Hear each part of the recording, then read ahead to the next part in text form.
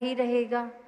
पर यहीं इसी मन में जब मैं की बजाय ये साक्षात निराकार ये तू है, तो फिर तूने करना है सब अच्छा है, तू कर रहा सब अच्छा, जो किया सब अच्छा।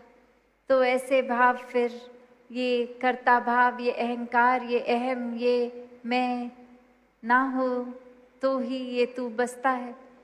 तो एक मन का ठहराव सिर्फ इसी से है, इस तू से है, इस परमात्मा निराकार से है। इसी ठहराव के साथ जीवन को जीना है।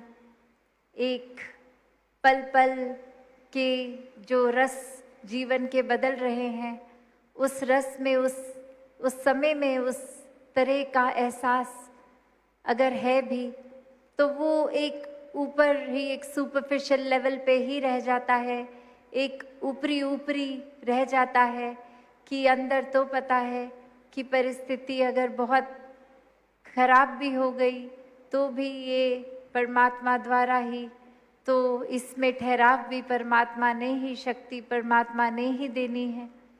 तो फिर मन एक बार अगर कुछ घटना है भी तो उससे उस तरह प्रभावित नहीं होता कि बहुत अंदर तक उस घटना ने असर इस तरह कर दिया कि अब एक तनाव भी आ रहा है, एक अंधकार में खुद को एक डूबते हुए एहसास कर रहे हैं।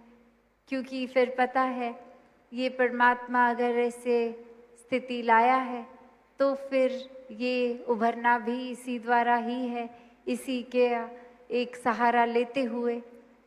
तो बात वही, जैसे अक्सर एक उदाहरण सत्संग में भी हम इतना सुनते हैं कि कैसे एक अगर तराश रहे हैं मिट्टी को कोई कुम्हार, तो एक हाथ अगर बाहर एक थपका भी दे रहा है, चोट भी दे रहा है, तो दूसरा हाथ अंदर से उसको संभाल रहा है।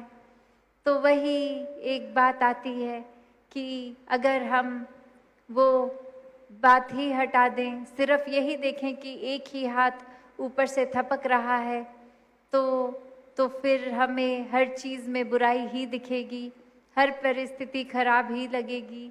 जहाँ नहीं भी लगती वहाँ हम अपनी मन, अपनी सोच, ये ओवर थिंकिंग से ही कुछ ऐसा सोच बैठते हैं जो वाकई ही जब वो घटना होने का समय आता है तो उस तरह होती भी नहीं है। पर हम कितनी एक्सटेंट पहले ही अपने आप को बेचैन कर बैठते हैं, रातों की नींद हमारी एक पैटर्न खराब हो जाता है उसी सोच में, एक शरीर रूप में भी ध्यान नहीं, एक खाने पीने का सुध बुध नहीं।